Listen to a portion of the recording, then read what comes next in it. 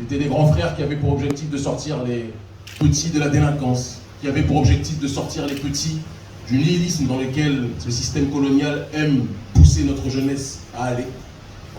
Et ces grands frères qui étaient sollicités par les autorités locales et par un certain nombre de responsables politiques pour justement pacifier la jeunesse et pour mobiliser cette dernière, lorsque la situation a explosé de manière légitime, et je dis bien de manière légitime malheureusement, en Guadeloupe ces derniers temps, il y a quelques mois de cela, en fin d'année dernière, directement le pouvoir central, les autorités françaises sont allées chercher ces grands frères en estimant que ces derniers, ou du moins en présentant ces derniers comme les responsables des émeutes, en présentant ces derniers comme les responsables d'un certain nombre d'extorsions prétendument parlant, ou de tentatives d'extorsion de fonds. Tous ceux qui sont sur le terrain savent que ces derniers étaient incapables d'être dans cette logique-là, parce que leur principe les poussait à aller dans une direction contraire à celle-ci. Tous ceux qui connaissent ces derniers savent que ces grands frères avaient une seule obsession, éduquer la jeunesse, avaient une seule obsession, pousser notre population à aller vers plus de connaissance de soi, avaient une seule obsession, faire en sorte que la justice sociale soit une réalité et non pas un mirage. C'était ça leur volonté, c'était ça leur mission. Leur mission n'était pas de casser, parce qu'on sait très bien que quand il y a casse, cela arrange les autorités. Leur mission était d'éduquer la population et de faire en sorte que cette dernière puisse bénéficier de ses droits réellement. Ils ont été persécutés, ils ont été arrêtés, ils sont aujourd'hui, si je ne m'abuse, pas encore jugés. Les avocats vont en parler, les avocates vont en parler, et je demande à tous ceux qui nous regarderont de prêter une attention très grande sur ces sœurs qui sont présentes, qui font un travail malgré le harcèlement, malgré les pressions, d'accord? Parce que c'est une affaire extrêmement politique. Elles tiennent debout, elles font un travail héroïque et courageux, et c'est important véritablement de le souligner, que ce soit Maître Borgia ou Maître Démocrite, on vous remercie profondément pour votre dévotion sur ce dossier et sur votre activité de manière générale. Et donc, on a été sollicité par ces familles, parce que notre ONG Urgence Panafricaniste, un peu partout sur le continent africain, en Afrique francophone, ou dans la diaspora, ou parfois même en Amérique du Sud, ou parfois même en Europe de l'Est, partout où nos populations vivent une situation d'injustice sociale, c'est le rôle de notre ONG. On est présent sur les terrains de la justice sociale ou sur le terrain de la lutte contre le colonialisme sous toutes ses formes. On est sollicité, lorsque nous sommes sollicités, nous nous déplaçons. Il va sans dire évidemment que lorsque nous avons accepté de venir apporter notre soutien aux familles dans le cadre de cette affaire, nous l'avons fait parce que nous savons évidemment que cette affaire n'est pas simplement une affaire d'arrestation de frères qui auraient commis soi-disant des délits. Nous savons pertinemment qu'à travers cette affaire, c'est le traitement colonial de notre population, d'accord, que ce soit en Guadeloupe, mais que ce soit dans les territoires d'outre-mer de manière générale, que ce soit en Guadeloupe, en Martinique, que ce soit dans les autres pays, ou même en Afrique en réalité, ce sont toujours les mêmes problèmes auxquels nos populations sont confrontées. Et ces frères, à travers leur arrestation, il y a une volonté de bâillonner, de réduire au silence la critique du traitement colonial que connaît notre population ici en Guadeloupe ou ailleurs.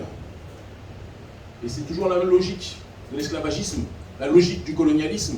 Quand il y a des personnes qui ont trop conscience d'un certain nombre de problèmes, on essaye de les persécuter pour les présenter en exemple, pour que personne n'essaye de suivre leur exemple par la suite. Que personne ne croit qu'on est dans une affaire de délinquance. Je le dis à tous ceux qui nous regarderont, à tous ceux qui nous suivent par millions sur les réseaux sociaux, à tous ceux qui nous suivent dans les médias à différents endroits dans le monde. Ce qui se passe là est une affaire éminemment politique.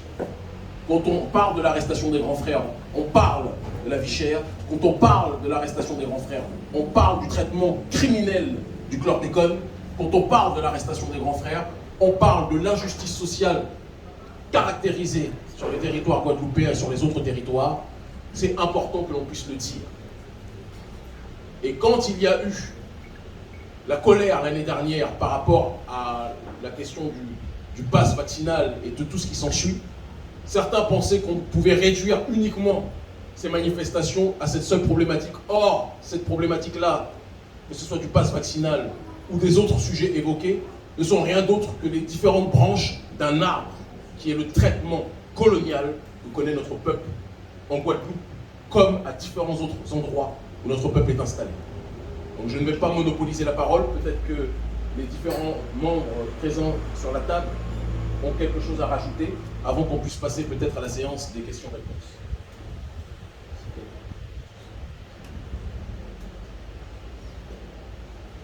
Effectivement, ce qui vient d'être dit correspond exactement à la réalité à la fois de ce dossier, mais à la réalité politique de la Guadeloupe. On soit dans un pays qui a subi à la fois l'esclavage, la colonisation et qui connaît une forme de néocolonisation, il est sûr que tout homme instruit, tout homme qui peut penser par lui-même, tout homme qui sort des paradigmes liés à l'assimilation, qui se tourne vers ses semblables, qui se tourne vers ses penseurs pour pouvoir avoir une lecture de son pays, de sa situation, fait peur. Et en ça, les grands frères ont fait peur parce que c'était des hommes instruits, ce sont des hommes instruits, ce sont des hommes qui pensent par eux-mêmes, qui ont une lecture critique en tout cas, de ce qui se passe en Guadeloupe, et qui ensuite transmettent cette façon de penser, cette façon d'appréhender à la fois la Guadeloupe, mais à la fois la situation de notre jeunesse.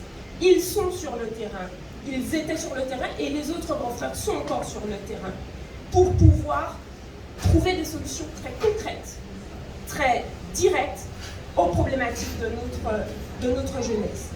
Donc ces grands frères sont à la fois un exemple de cet homme qui pense par lui-même et qui peut initier, transmettre cette façon de penser et qui peut aussi inspirer d'autres jeunes à penser de cette façon-là. Ils sont à la fois l'exemple, mais ils sont aussi tout simplement les porte-paroles de cette façon d'être. Aujourd'hui, les jeunes de Guadeloupe se sont inspirés des grands frères. Et on peut arrêter des hommes, on peut les empêcher de continuer l'action qu'ils avaient menée et qu'ils menaient à bien. Par contre, on ne peut pas arrêter des idées.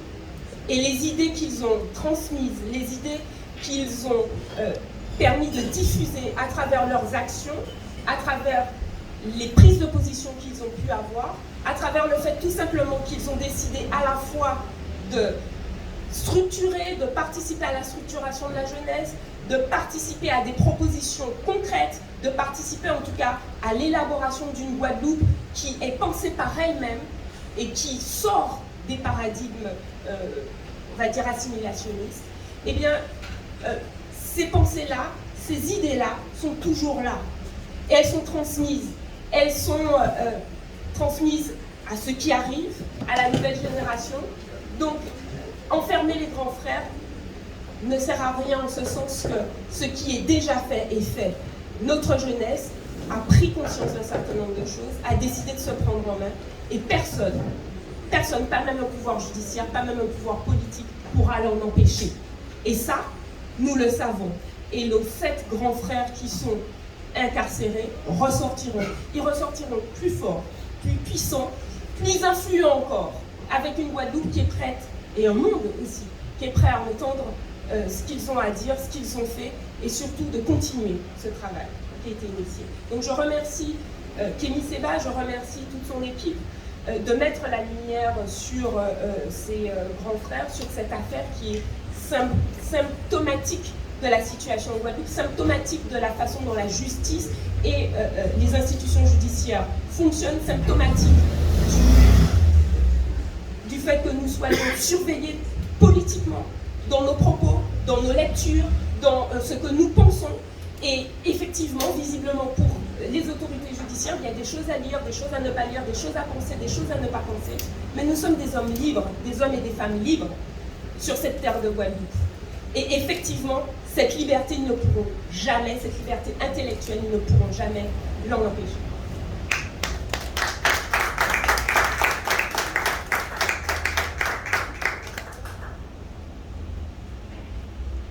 J'aurais 2 observations à faire concernant mon intervention qui est essentiellement juridique. La première, c'est vrai, on parle de l'affaire des 7 grands frères, mais il faut savoir que mon client n'était pas comme les autres, il n'était pas un médiateur social. Donc 7 grands frères, si l'appellation générique qui a été trouvée, soit 7 grands frères, soit l'affaire des violences urbaines, mais mon client est policier, donc il ne peut pas être considéré comme un grand frère, en tout cas dans le sens de la médiation sociale. C'est la première observation que je voulais faire. La deuxième observation a essentiellement trait au traitement juridique, plutôt judiciaire de cette affaire, parce que, on l'a tous vu, on a tous effectivement été spectateurs de ce qui s'est passé en Corse. Et sauf erreur de ma part, à moins qu'il y ait eu, je dirais, une omerta aussi sur les informations qui devaient circuler, on a eu une préfecture, une sous-préfecture qui a été brûlée, on a eu une banque, on l'a vu, un presque éventré, on a eu des policiers, des gendarmes qu'on a invités à reculer, mais est-ce que vous avez entendu le nombre d'arrestations qu'il y a pu avoir? Vous les avez tous vus courir, vous les avez tous vus avec leur cocktail Molotov, je dirais habillés en noir, courir dans les rues, détruire un certain nombre de bâtiments, mais combien d'arrestations? Quel sort a été réservé à ceux qui ont participé, je dirais, à ces violences urbaines? Rien pour l'instant.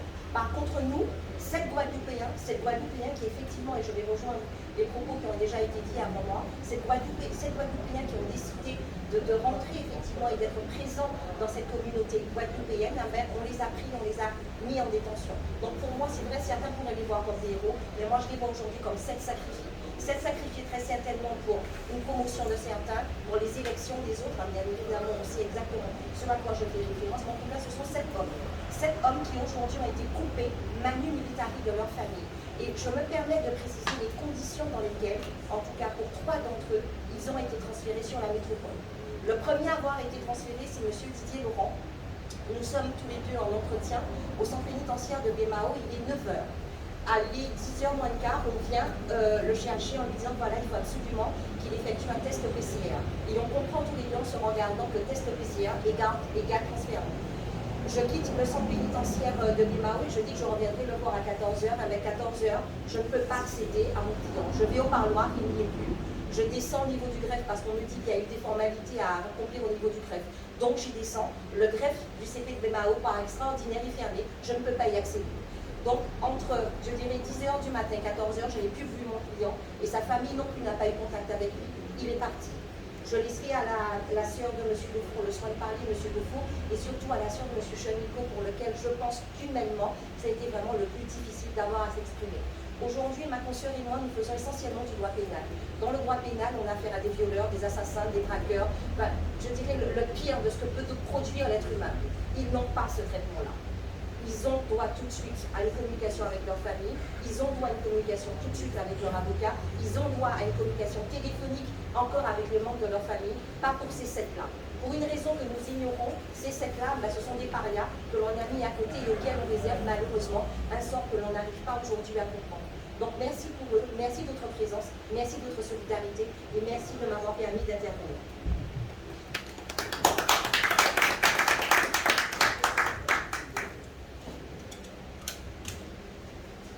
Alors, comme l'avait déjà dit Kémy et Maître Bourjac, moi je suis la sœur de O'Neill. Alors, je vais faire comme je fais depuis le 21 janvier. Je dois me prêter à cet exercice qui n'est pas le mien à la base et pas celui non plus des autres parents qui n'ont pas l'habitude d'être en lumière, contrairement à ce qu'on pourrait penser. Et je commence toujours de la même façon, j'aime à les citer parce qu'ils ne sont pas là, mais nous sommes là pour les représenter. Donc, si vous permettez, je vais les citer. Moi, je peux me le permettre. Quand on parle de 7 grands frères, parce que c'est vrai que c'est une appellation qui a été choisie directement par le procureur et par la presse dès le départ, mais on a tendance à oublier que ce sont des êtres humains, ce sont des pères, ce sont des frères, ce sont des compagnons, ce sont des fils, ce sont des oncles. Et aujourd'hui, ce ne sont pas les 7 grands frères qui manquent à nous, famille, ce sont nos parents. Et ils ont un nom, ils ont une fonction dans nos vies, puisqu'ils ont tendance à parler de fonction, mais leur fonction, elle est amour chez nous. Et donc, je vais vous les citer pour ceux qui ne les connaissent pas. Quand on parle des 7 grands frères actuellement en Guadeloupe, on parle de Zébris, on parle de Boana, on parle de Didier, on parle de Bébé, on parle de Samuel, on parle d'O'Neill et on parle de Lilo. Ils ont été arrêtés le 17 janvier, incarcérés le 21 janvier. Le 30, à la fin de la semaine, ça fera 100 jours qu'on nous les a enlevés. Pour certains, dans des conditions dépassant l'entendement, où les droits de prévenus, de présumés, innocents, ils sont complètement bafoués. Depuis, et là je vais parler de mon frère, depuis qu'il a été incarcéré, nous n'avons aucun contact avec lui. Nous n'avons aucun contact avec lui. Il était en Guadeloupe, il était incarcéré à Basse-Terre. Nous n'avions, malgré toutes nos demandes de parloir, nous n'avons jamais pu lui rendre visite. Pas droit aux appels téléphoniques, pas droit au courrier. Nous avons su qu'il partait. Nous avons fait les démarches pour l'empêcher de quitter le territoire. Malheureusement, malgré toutes les actions de Maître Louis, il est quand même parti dans des conditions pour nous extrêmes, puisque, pour tout vous dire, on sait qu'il part. C'était quel jour, Maître? Je ne me rappelle plus de la date, il y a tellement de... Il est transféré, en fait. On sait qu'il va être transféré, donc on a une réaction humaine, on se dit qu'on va être là-bas, même si on ne peut pas le voir, même si ça fait bientôt 2 mois qu'on n'a pas accès à lui. On va être devant la prison et on est sur la route, on se dit qu'il va partir, on va, ne serait-ce que le croiser, il va nous apercevoir, mais ben non, on ne nous laisse même pas le droit de l'apercevoir, puisque quand on est sur la route pour la Basse-Terre, on voit des voitures redescendre, 2 fourgons, 3 voitures, un hélicoptère, et on comprend qu'il s'en va. Sans au préalable prévenir les parents, sans avoir le temps de faire ce qui est prévu normalement. Et depuis, ben, on n'a plus de nouvelles. Il a été, alors ça aurait été tellement facile de le mettre, de le transférer en région parisienne, puisqu'on sait bien que c'est un peu le poumon et que pour nous, parents antillais, loin de la métropole, c'est un peu plus facile quand ils sont en banlieue. Ben non, mon frère il est à Moulin-Isère, du côté de Lyon, et encore, je vous dis Lyon, mais moi je ne connais pas, donc je n'irai pas plus loin dans mon explication. Et depuis, pareil, pas d'appel téléphonique, pas de... Alors oui, on a parloir. On a eu un parloir quand il était déjà transféré, on a eu l'autorisation de le visiter à Basse-Terre quand il a été transféré à Moulin-Isère. Voilà, c'est la réponse qu'on a eue, donc on espère pouvoir partir bientôt. Mais on n'en est pas encore là et on attend, on est encore sans nouvelles, mais on n'est pas, je ne suis pas la seule. Il y a aussi les autres familles qui sont logées au même tarif et moi je trouve ça, je ne dirais pas lamentable, ça m'attriste. Ça m'attriste, je suis bien contente qu'il soit là, hein, Kémy, et je t'en remercie d'avoir pu répondre assez rapidement d'ailleurs à notre appel, il faut le dire. Moi je n'ai échangé qu'un message Instagram avec toi, je t'ai envoyé un message. Karine Dumény qui n'est pas là, c'est la sœur de Boana qui bataille en métropole, qui a eu aussi le même réflexe aussi que maman. J'ai envoyé un message et il me répondait dans la minute, disant qu'il prend note de tout cela, qu'Eri allait me recontacter. Ça s'est fait très très rapidement et je te remercie. Mais j'aurais aimé qu'aujourd'hui, que vous compreniez que ce qui arrive à nos frères, nos compagnons, nos maris et nos fils, ça pourrait arriver à n'importe qui. Aujourd'hui, vous pourriez échanger, débattre sur des sujets d'actualité qui vous pèsent au quotidien, que vous pourriez aujourd'hui risquer de vous retrouver à leur place. Vous pourriez aujourd'hui répondre à une invitation des élus ou de quelconque personne représentant le pouvoir sur notre île, que vous pourriez risquer de vous retrouver à leur place. C'est ça la réalité aujourd'hui, puisque je tiens à rappeler qu'ils ont été conviés à des réunions par les élus qui ont demandé à ces 10 grands frères, parce qu'ils ont cette facilité, parce qu'ils ont cette influence positive finalement sur la jeunesse, on leur a demandé de trouver des solutions ensemble. Et c'est parce qu'ils ont été conviés par ces élus à des réunions pour pousser la réflexion sur le devenir de la Guadeloupe qui se retrouve là où ils sont aujourd'hui. Et moi, j'irai même plus loin. Ils sont arrêtés le lundi et le vendredi précédent, ils déposaient les statuts d'une association pour se structurer et pour répondre de façon vraiment légale à ce qui, pour eux, n'était pas trop loin, qui allait arriver, qui allait être positif. Ils ont dit qu'ils vont se structurer. Ils n'étaient pas obligés, parce qu'ils ont leur vie, ils ont l'habitude de fonctionner ensemble, sans pour autant se mettre en lumière. Mais ils ont voulu aller plus loin. Ils déposent les statuts le vendredi, et le lundi, ils sont arrêtés. Le lundi, ils sont arrêtés. Donc aujourd'hui, moi, ce que je retiens, et ce qui est grave aujourd'hui, est-ce qu'un peuple qui se structure est un peuple qui est frais? Chez mon frère, on a récupéré 2 livres, dont un livre de Kémy et un autre livre. C'est tout ce qu'on a mis sous scellé. ils sont succédés dans sa conviction. Est-ce qu'aujourd'hui, le jeune noir ou le jeune antillais, guadeloupéen, le jeune homme qui s'instruit, est-ce qu'il est prêt? Est-ce que c'est ça aujourd'hui? Est-ce que c'est ça notre Guadeloupe? Est-ce qu'on va rester à attendre encore et encore qu'il y ait un 8e, un 9e, un 10e, un 11e, un 20e frère? À quel moment on va se réveiller? Parce qu'eux, ils se sont déjà réveillés. Ils se sont battus pour nous et ils se retrouvent enfermés pour nous. Merci.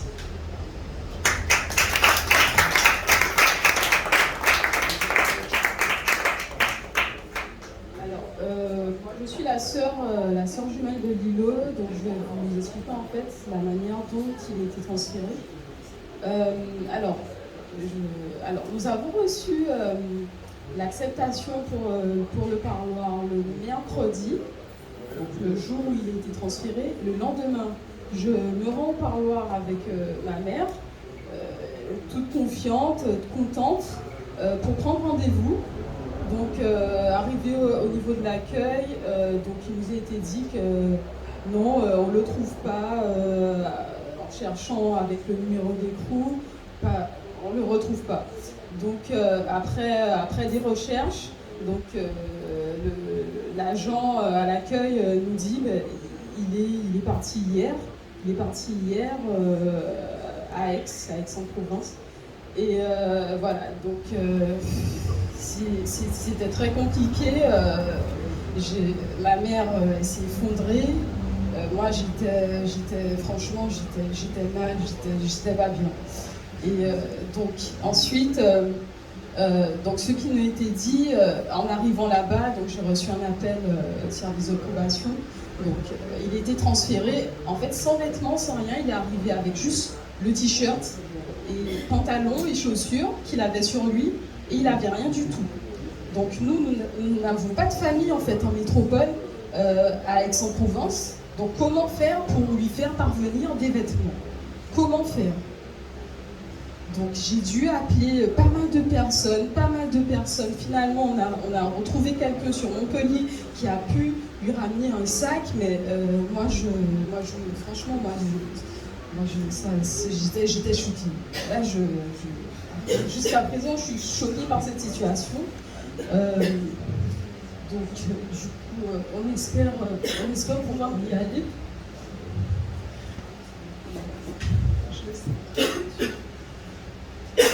Il est du côté de Marseille, hein, parce que ça aurait été simple de le mettre ailleurs. Lui, il a été envoyé du côté de Marseille. D'où la difficulté aujourd'hui de prendre de ses nouvelles ou d'envoyer quelqu'un le voir.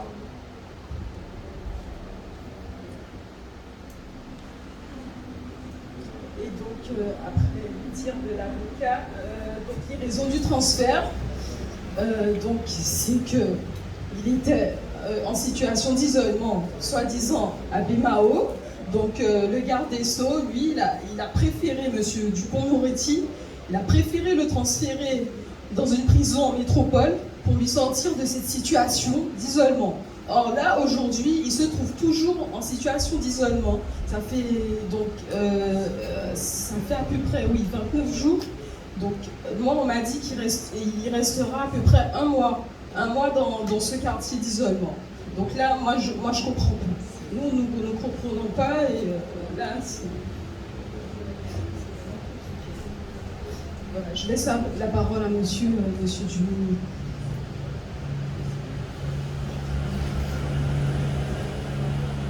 Parce que j'ai déjà dit que je suis le papa de Moana, de nous. Ce que je ne comprends pas de cette histoire, de l'arrestation de cette frère. Je prends le cas de mon fils. Les élus venaient chez moi et téléphonaient à moi et à mon épouse pour me demander où est-ce qu'il est mon fils. Je ne sais pas si vous vous souvenez de ce qui s'est passé au rond-point de Vonge. Henri Chalus, il était là. Pas peur de noyer, non.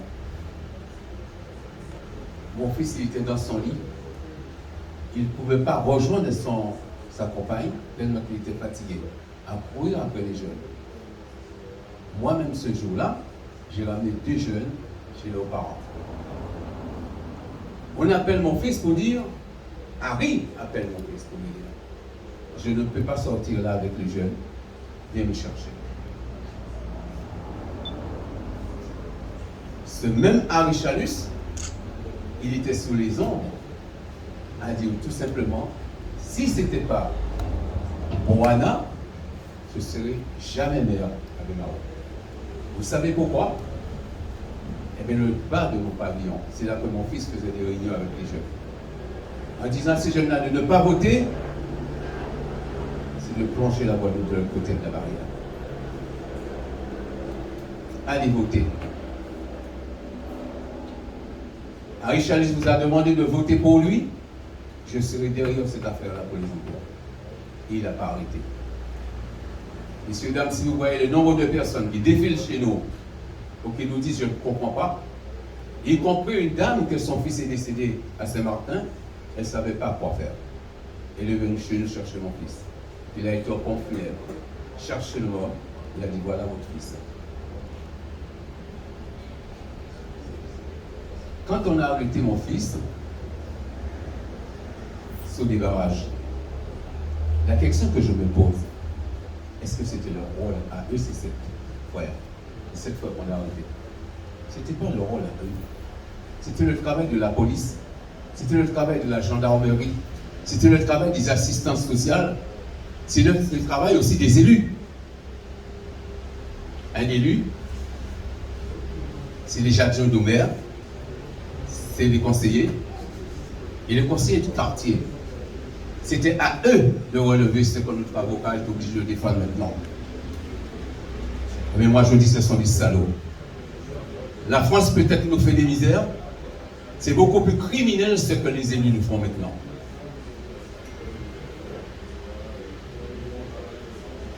J'ai été le président des taxis Guadeloupe. On ne va pas, les avocats, bien expliquer déjà les affaires des grands frères. Il faut sortir de là pour expliquer vraiment le problème de la Guadeloupe. J'ai été le président des taxis Guadeloupe. La loi de 2014 dit qu'il fallait changer les textes des syndicats. Je suis parti en formation à Paris. Je suis revenu avec les textes qui sont rédigés en métropole. Parce que pour l'État français, c'est une autre étape pour appliquer les textes en Guadeloupe. Nous, on est un autre État. Croyez-moi bien, messieurs, dames, je ne vais pas m'étaler là-dessus. Mais c'est la première fois que j'ai vu des crimes comme ça. C'est celle quand on était autour de la table, en préfecture pour rédiger ce que je me suis battu, c'est-à-dire que les taximans de la Guadeloupe a une convention avec la Caisse de sécurité sociale. Parce que depuis dans les années 80 avec mon épouse, on a examiné le problème. On a vu que, à pareille époque qu'on est maintenant, la Guadeloupe sera le premier département du vieillissement de sa population. Nous nous sommes battus pour que ces taxiteurs aient cette convention pour transporter nos parents maintenant. Qu'est-ce qui s'est passé? J'ai créé l'école de taxi. C'est moi qui l'ai fait si ça a été fait en Guadeloupe. C'était fait d'une manière, viens me voir, je te donne une autorisation, tu n'as pas besoin de formation. Tu n'as pas besoin de te former pour transporter ces gens-là. J'ai dit non, il faut former ces gens-là. J'ai créé mon école. Je tiens à le dire, parce que le travail qui fait mon fils, il a pris du côté de son père. Et bien dans cette école-là, quand j'avais 15 personnes, quand il y avait 5 qui n'ont pas eu leur examen, je dis à ces 3-là, comment je vais faire vous payer, monsieur mes 3-là? Après les cours, je les amenais chez moi pour continuer à les former. Eh bien, ils ont tous leur examen maintenant. Je les inscris tous à la sécurité sociale. Ils font du transport médicalisé avec un salaire de 3 000 à 3 500 euros par mois. Il y en a 2 qui sont partis en vacances pour la première fois avec leur femme et ses enfants l'année dernière. Je dis à ces élus, arrêtez d'abuser de ce peuple. Nous sommes des peuples, on ne raconte jamais nos misères. Mais nous sommes on est complètement dans le gouffre avec ces élus. Puisque ça nous a attristé de voir comment les élus ont méprisé Macron. Je ne m'appelle pas ce monsieur le président de la République. Je ne peux pas.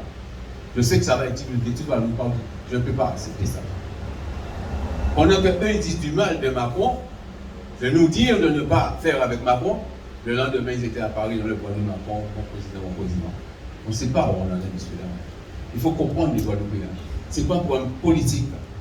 C'est plus un problème de politique, c'est un problème de crime contre un peuple. Je vais m'expliquer quelques secondes sur le chlordécone. Je ne peux pas ne pas parler de ça partout en Russie.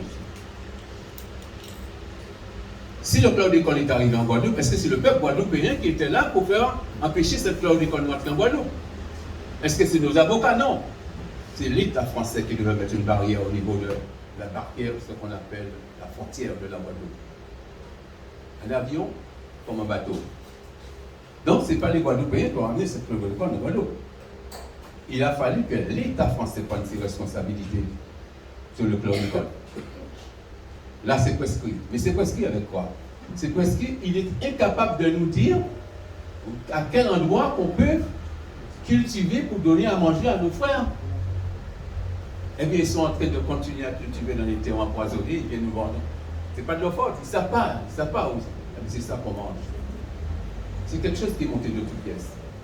L'eau qu'on mange, le pain qu'on mange, il est fait avec quelle eau? L'eau qui coule dans le robinet.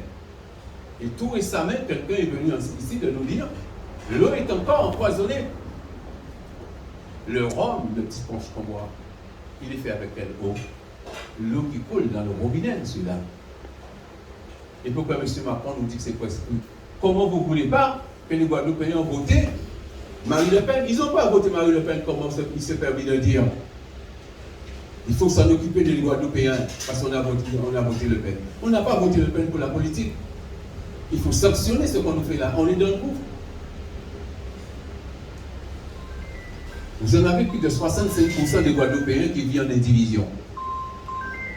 On ne peut pas partager nos terres. On a fait tout. On a vu avec nos avocats. On a vu avec tout le monde. 25 années, je me bats pour faire le partage de mes parents. On n'arrive pas. Tous les papiers sur le bureau du notaire, eh bien, ça n'avance pas. Est-ce que là aussi, il n'y a pas un moment que nos enfants disent que nous sommes obligés de descendre dans la rue pour aller chercher cette partage, on a besoin de faire notre maison. Et on se permet de nous dire, la banane, bon, vous avez pris la banane, c'est le chlordécone. Bon, matière première, c'est le tourisme. Je viens de vous dire que j'ai préparé cet accident. Mais qu'est-ce que l'État français m'a donné dans cette formation? Ils ont, messieurs, dames, une semaine de cours d'anglais pour aller transporter les touristes qui viennent à Guadeloupe. C'est honteux de la part de l'État français. C'est honteux de la chambre de métier qui marche que pour faire de l'argent. Partout, on fait de l'argent sur le dos des Guadeloupéens. Alors, je me bats pour que ces taxiteurs entrent au bord, mais ils ne peuvent pas, parce qu'on dit, mais tu ne parles pas l'anglais, comment tu vas faire pour transporter nos clients? Qu'est-ce qui manque à l'État français de mettre en place? Je ne parle pas de l'État français, les élus. Revenons 2 secondes sur les élus. Revenons 2 secondes. Ces élèves-là, ils ont passé des cours avec nous. Quelle misère pour que les élus délivrent ce qu'on appelle l'ADS, l'autorisation de stationnement sur la voie publique. Ils ne les donnent pas, monsieur, à l'heure actuelle que je vous donne. Ils parlent de l'ancien texte avant 2014. Ce qui fait que nous, les taximens sont là avec le diplôme. Les élus ne délivrent pas ces autorisations. Eh bien, on a une chaîne de clandestinité. Et c'est là qu'on les traite de clandestins. Vous voyez le chemin qui vient de faire 3 000 € pour passer l'école. Ils sont là à attendre les élus. Ils disent, tu es la famille de qui? On lui donne l'autorisation. Moi, je répète, la famille. Les diplômes qui viennent passer. Je ne veux pas aller plus loin. Il y a beaucoup de choses à dire encore. Mais nous, les Guadeloupéens, ce que je peux dire à l'État français, on ne va pas casser la Guadeloupe. L'aile de papillon est dessus. On ne va pas casser cette aile de papillon pour personne. Ce qu'il attend, c'est pour qu'on descende dans la rue, pour se battre entre nous. Le nombre de clandestinité des personnes sans papier qu'il a mis en Guadeloupe, il pense qu'on va couper la tête de ces personnes-là. Non. Non. On ne sait plus faire ces choses-là. Ces personnes-là qui sont là, ils ont étudié suffisamment la loi pour qu'ils nous accompagnent. Eux ou notre avocat. Mais on ne va pas faire ce qu'on a envie, qu'on descende dans la rue et tuer nos frères et sœurs. Merci à ceux qui font les grands frères. Nous n'allons pas vous laisser tomber. Croyez-moi bien, à mon âge, j'ai une très bel âge, ne regardez pas mon visage, le cerveau il a 14 ans. je vais continuer à me battre avec mes enfants, avec toute l'équipe qui est à côté de nous. La seule chose que je vous dis, je ne peux pas rester longtemps debout sur mes jambes. J'ai commencé à travailler à l'âge de 14 ans, je pensais déjà à mes enfants qui n'étaient pas arrivés. À 17 ans, j'avais déjà une maison de 5 pièces. À l'heure actuelle, j'ai toujours dit à mes enfants à l'âge de 70 ans, je ne touche à rien. Frédéric Duménil et Karine Duménil, c'est eux qui gèrent tout. Le carte bleu, ils l'ont. S'ils ont ça, c'est qu'on lui a donné l'éducation qu'il fallait donner. Merci beaucoup de m'avoir écouté. Je vous remercie.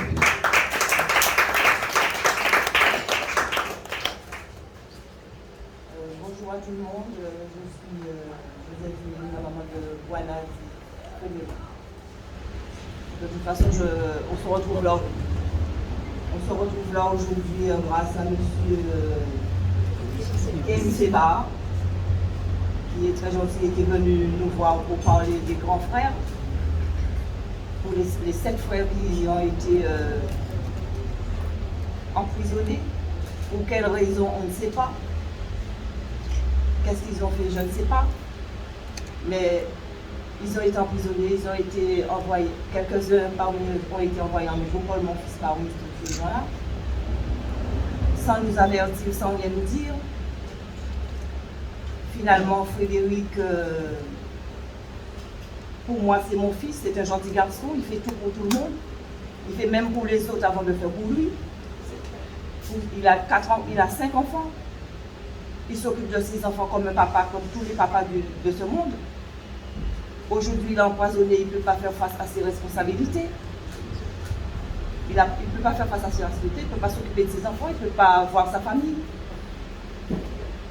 Mais il me dit, maman, tant que tu vas bien, mon papa va bien, moi je vais bien. La veille qu'on l'a emmené, on a été le voir. C'est la seule fois qu'on l'a vu.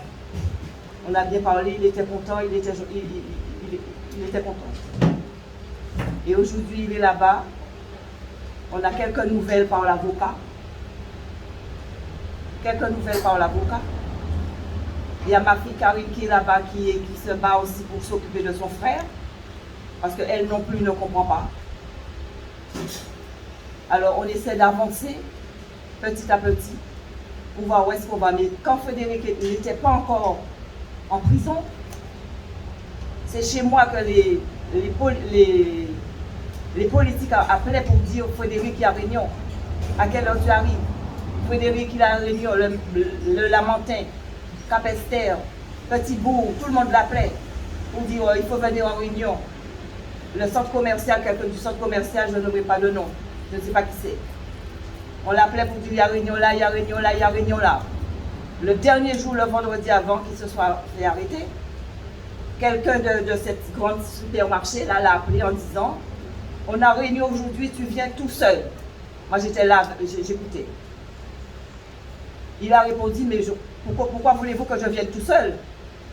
On est 5. Hier on disait qu'on était 5 ou 6, aujourd'hui tu me dis de venir tout seul. Frédéric répond moi je ne peux pas venir tout seul parce que je ne peux pas parler à la place des autres. Et il m'a regardé, il m'a dit maman je n'irai pas à cette réunion. Et il est parti. Et le lundi il s'est fait arrêter, pourquoi je ne sais pas. Mais tout ça c'est un complot, moi je dis c'est un complot politique, c'est un complot, on ne sait pas d'où ça sort. Et mon fils m'a répété, maman je n'ai pas violé, je n'ai pas volé, je n'ai pas d'armes, je ne me drogue pas, je ne vends pas d'or, je ne vends pas de drogue. Alors il peut m'envoyer où il veut, mais je dirai ce que je dois dire. Hein? Il peut m'envoyer où il veut, je dirai ce que je dois dire. Alors aujourd'hui, on attend la fin, je ne sais pas quand, mais j'espère un jour qu'il va rentrer chez nous, qu'il va rentrer dans sa famille, voir sa famille, ses enfants et les gens qu'il aime. Parce que Frédéric est un homme aimant, il aime tout le monde. On n'a pas à inculquer la haine à nos enfants. Ils aiment tout le monde. Peut-être qu'on a qui ne nous aiment pas, hein, mais ça on s'en fout. L'important, c'est que Frédéric, il aime tout le monde. Et il fait pour tout le monde. Il fait même pour les autres avant de faire pour lui. Et il ne demande jamais rien à personne. Même à moi, si moi, je connais mon enfant, je dis Frédéric, tu as un problème. Hein? Je lui tends la main, il me dit maman, c'est bienvenu. Alors aujourd'hui, je pense un jour, on va arriver à finir avec cette histoire. Merci beaucoup. Et on vous remercie, je remercie monsieur.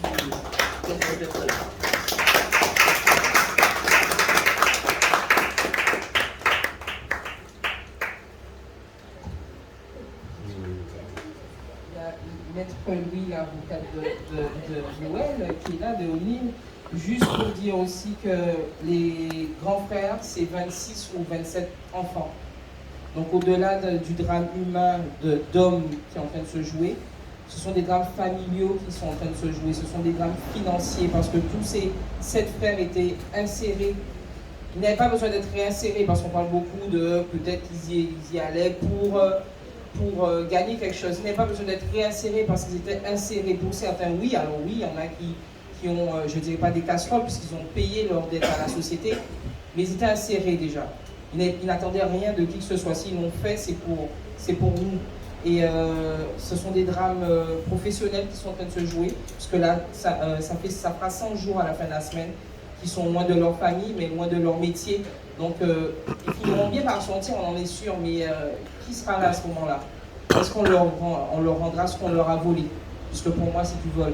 C'est un drame familial, puisque les enfants, moi j'ai ma nièce, mes 2 nièces qui cherchent papa. C'est 2 ans et demi et 6 mois quand il est parti. Pour Boana, son petit garçon, il a 3 ans et demi. À 6 h du matin, quand on vient classer chez eux, je me permets à M. Dumini, on arrive en force et qu'on demande oui, où sont les armes, parce qu'on avait l'impression qu'ils arrivaient chez un grand bandit, et le petit père de 3 ans et demi qui va chercher son fusil laser, son fusil à eau, qui dit voilà les armes, 3 ans et demi. Le drame familial, le drame psychologique qui est en train de se jouer. Qui va payer pour ça si ce n'est les grands frères et leur propre famille? Je vais laisser la parole à Maître Louis. Merci Jessica, mais je crois que tu as vraiment tout dit. Et au-delà du combat judiciaire que nous menons, et qui n'est pas facile, hein, parce qu'on est face à une machine qui, et je le dis, je le redis, qui broie ces garçons qui sont des pères, des fils, des frères, des amis.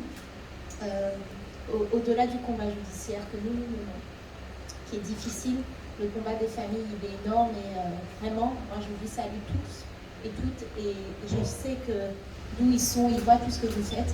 Merci Kémy Séba d'être là parce que je sais que Nil, il vous écoute, il vous lit et je crois qu'il est très heureux que vous soyez là. Nous, on va continuer notre combat. Maître Ponjac est déjà parti en Martinique. On le fera à chaque fois qu'il le faudra pour continuer. Là, l'idée, c'est qu'il puisse essayer de faire des actes d'enquête pour que cette enquête, elle avance, en fait, pour qu'on sache ce qui se passe vraiment et ce qu'il reproche vraiment. Pour l'instant, ça stagne. Nous avons eu des expertises, mais pour l'instant, ça stagne. Donc, à nous de demander des actes supplémentaires pour que cette enquête avance et pour qu'il ne puisse plus nous dire il faut qu'on fasse ci, il faut qu'on fasse ça, on ne peut pas les mettre dehors maintenant, etc. La priorité de chacune de nous, de chacun de nous, aujourd'hui, c'est qu'ils sortent. Pour qu'ils sortent, il faut que la justice ait l'impression d'avoir avancé. Donc on va les aider à avancer, mais c'est un combat qui est difficile. Je sais que nous, on ne peut pas faire de miracle, mais on fait tout ce que nous pouvons. On restera aux côtés de ces grands frères-là. Et encore merci, monsieur Kémy Séba, de votre présence. Et merci pour tout ce que vous allez faire et tout ce que vous allez entendre, écouter sur la Guadeloupe en général, parce qu'effectivement, monsieur Dumini a raison. Il y a beaucoup de combats que nous menons ici. Peut-être qu'on les mène mal, je ne sais rien, mais ils n'aboutissent pas dans le sens qu'il faudrait. Et ce sont de grandes injustices. Et donc, si vous pouvez porter votre voix pour notre peuple, ce sera génial. Merci.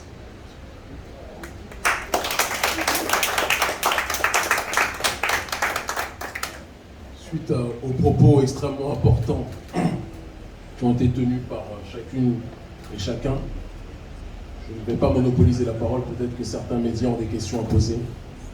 Je dirais simplement en guise de conclusion pour cette première partie de la conférence de presse, je m'adresserai directement aux autorités à travers ce propos. Il est dans l'intérêt de tout le monde, et les autorités françaises en priorité, les autorités judiciaires en priorité, que ces frères qui ont été injustement incarcérés soient libérés le plus tôt possible. Nous ne menaçons personne en disant cela. Nous ne cherchons à braquer personne en disant cela. Et nous appelons à la justice et à la dignité de chacun. On n'arrête pas, on ne kidnappe pas des pères de famille qui ne sont responsables d'aucun méfait. Dans ce cadre-là, certains d'entre eux ont pu avoir par le passé, comme bon nombre de gens dans le monde, y compris certains responsables politiques, des problèmes avec la justice. On ne peut pas être condamné ad vitam aeternam pour le passé.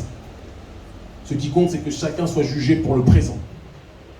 Et dans ce présent-là, ces frères-là éduquent la jeunesse, pour la plupart d'entre eux, et sont dans une dynamique de faire avancer la Guadeloupe. Et les problématiques que notre aîné a soulevées tout à l'heure avec talent et profondeur sont des problématiques qui symbolisent les raisons sous-jacentes de leur arrestation. Et donc je dis aux autorités françaises, pas de justice, pas de paix. Ne pensez pas que ce que les autres n'acceptent pas, ça va être accepté ad vitam aeternam par les afrodescendants, où qu'ils soient. Pour moins que cela, en Corse, ils vous ont pris par le col et vous avez retenu le message.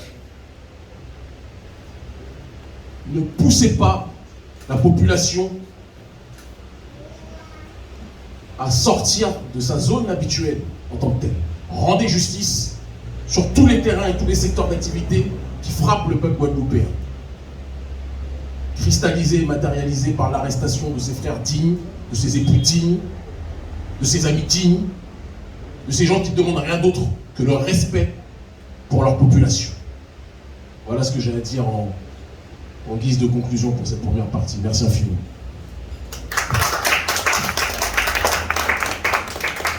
S'il y a des questions-réponses, très rapidement, vous pouvez y aller. Sinon, le gros de toute façon du propos sera tenu lors du meeting ce vendredi 29 à 19h30, salle Jonction à Sainte-Anne, où on parlera justement de la situation que connaissent nos grands frères, les grands frères, et plus globalement du traitement colonial que connaît notre population.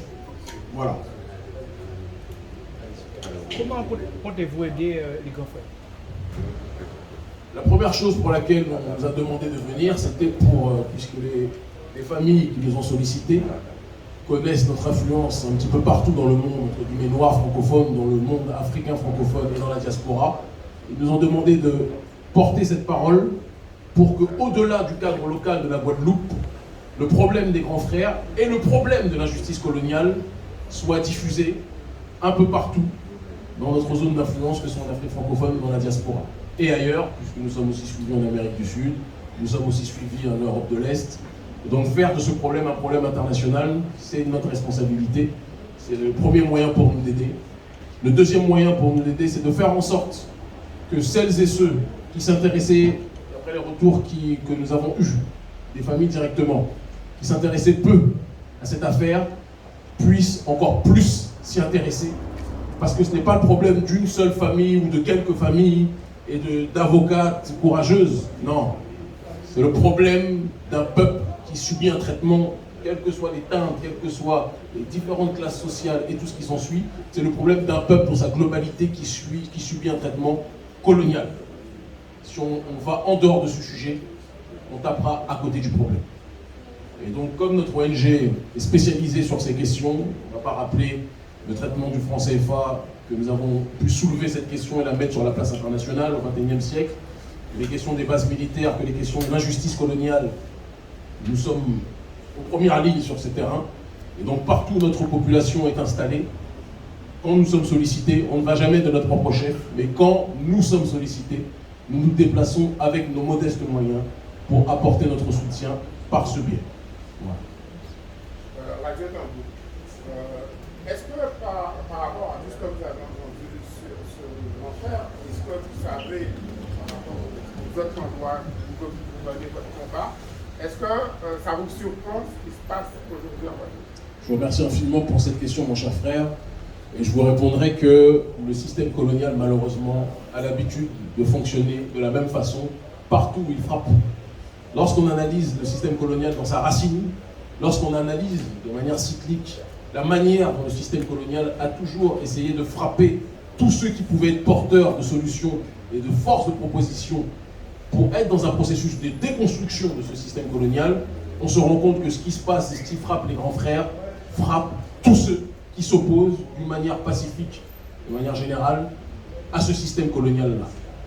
Et pour avoir parlé à un certain nombre de reprises avec certains des frères qui ont été arrêtés, on leur avoir parlé même avant leur arrestation, pour certains d'entre eux, ces frères avaient très bien compris l'injustice coloniale et le système de prédation et de domination qui asphyxie notre population profondément, ici en Guadeloupe, mais aussi en Martinique, aussi en Guyane, à d'autres endroits, et en Afrique francophone, dans une autre sphère, dans une autre démarche aussi, de manière générale. Donc nous ne sommes absolument pas surpris du traitement que ces frères et que notre peuple subit. Et nous pensons que, à problème global, il faut être dans une logique de donner une réponse globale, tout en étant en adéquation avec les problématiques locales, parce que chacun a aussi ses spécificités. Le contexte guadeloupéen est spécial, et c'est pour cette raison que nous nous appuyons évidemment en priorité sur les familles, d'accord, et sur leur ressenti. C'était important pour qu'elles puissent s'exprimer sur ce qui se passe, mais que nous avançons aussi, et ça sera le cas lors du meeting de ce vendredi, nous avançons aussi avec les mouvements souverainistes guadeloupéens, parce que c'est une réponse générale et une réponse solidaire qui doit être apportée sur un problème qui nous touche tous et toutes. Voilà. Une deuxième question, qu'est-ce que ça vous inspire le fait que votre livre soit une pièce à conviction? Nous ne sommes pas surpris, dans le sens où nous savons que pour le pouvoir central colonial, dès qu'on prononce notre nom, on rentre dans l'hystérie politique et on rentre dans la diabolisation. Ça ne fait que confirmer que malheureusement, le système français aime le noir quand il tape dans le ballon, aime le noir, aime le nègre quand il chante, quand il danse, mais quand il pousse à la réflexion, quand il pousse à la déconstruction d'un système de prédation, là, ce noir devient problématique. Eh bien, ce qui est problématique pour les uns, à mon sens, sera salvateur pour d'autres. La connaissance de soi est la seule voie à suivre pour être dans une logique d'élévation. Nous ne prenons en aucun cas la violence, nous ne prenons en aucun cas l'aide vis-à-vis d'autres forces politiques. La seule force politique pour nous qui peut apporter un changement pour nos populations, c'est la force politique issue de notre peuple en priorité. Et donc nous croyons profondément qu'une solution endogène se devra d'être trouvée. Et quand on dit endogène, on parle de l'endogénéité dans sa globalité, c'est-à-dire les afrodescendants et les Africains aussi, d'accord, sur les problèmes qui nous touchent tous. Certains m'ont demandé avant d'arriver ce que nous pensions. Là, je grille l'appareil à certains qui nous ont posé la question auparavant, qui nous la poseront peut-être tout à l'heure, ce que nous pensions du vote Le Pen ou du vote Mélenchon pour certains. En ce qui nous concerne, l'ONG Urgence Panafricaniste, nous ne croyons ni en l'un ni en l'autre, que ce soit très clair. Maintenant, nous sommes à l'écoute de notre population et nous savons pertinemment pourquoi certains ont appelé à voter pour les uns ou pour les autres pour sanctionner Macron. Et nous avons compris, et je pense que Macron prioritaire a compris, ce qui s'est passé dans ces territoires-là. Donc il ne sert à rien de stigmatiser qui que ce soit, d'accord? Mais si on nous demande ce que nous pensons, je vais être très clair, nous vomissons Marine Le Pen de toute notre âme, nous vomissons Mélenchon de toute notre âme, nous vomissons Macron de toute notre âme, et la seule solution du peuple guadeloupéen viendra des Guadeloupéens, des afro-descendants, des Africains de manière générale. Voilà ce que nous avons à dire.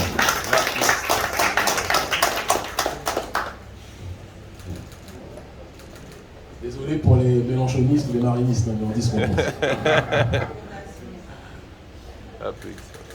Autre question. Question business au pays.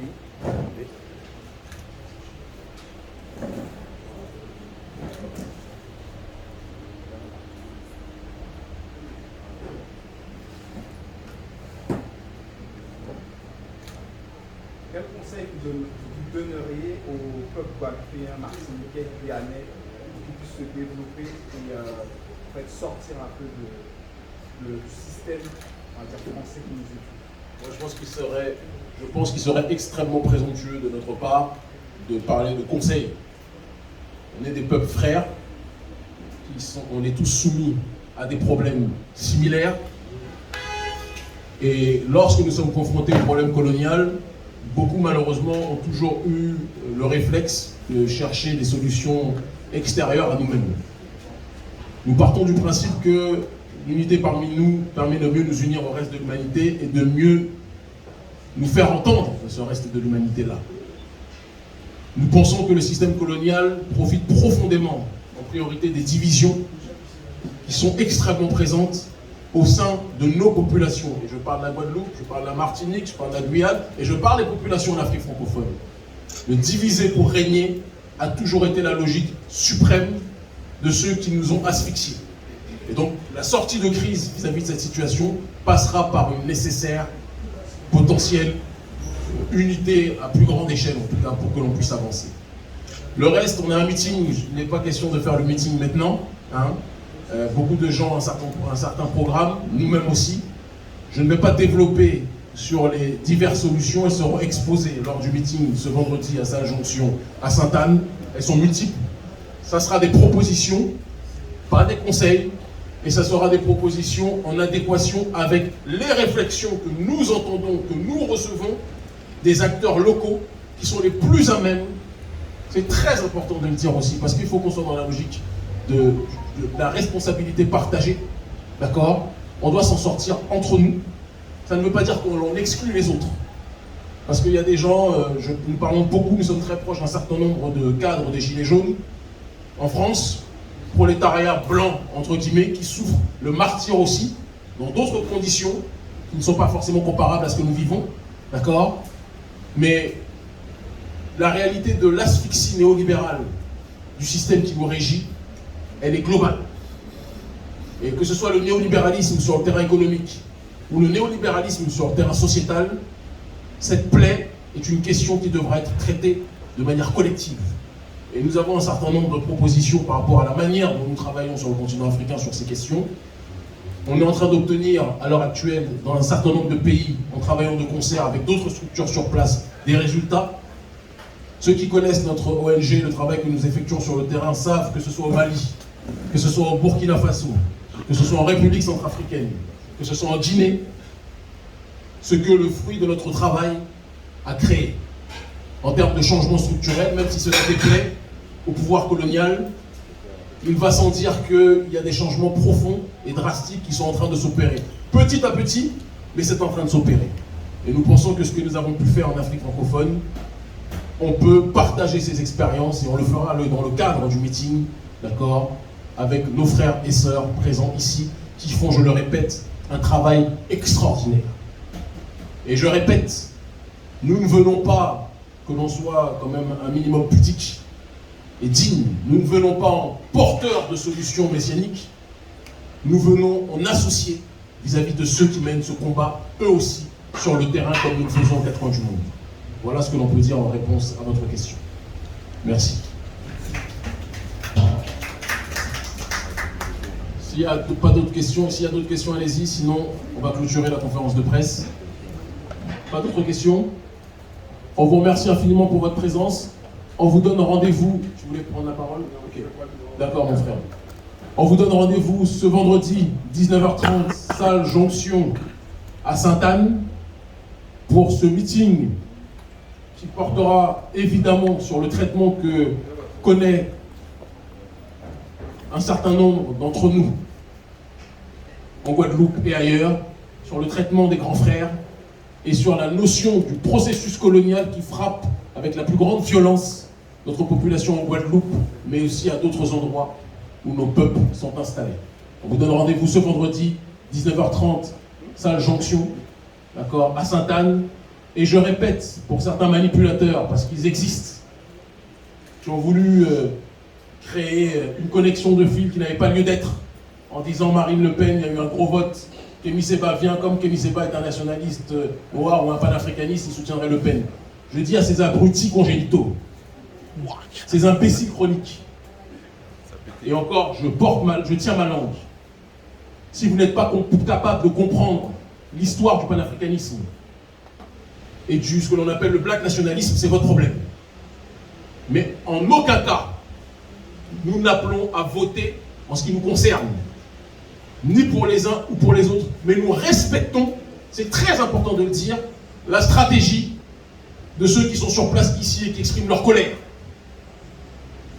Que les marxistes, les néo-marxistes, qui se présentent comme des analystes de la société, qui ne sont jamais sur le terrain, jamais, qui ne sont jamais auprès des populations, qui se disent lutter contre le néolibéralisme économique alors que ce sont les premiers chevaliers du néolibéralisme sociétal, fassent preuve de pudeur et viennent sur le terrain aux côtés des populations ou se taisent. Parce que le terrain, ce n'est pas Twitter et ce n'est pas les réseaux sociaux de manière générale. Comprenne qui pourra. Merci infiniment.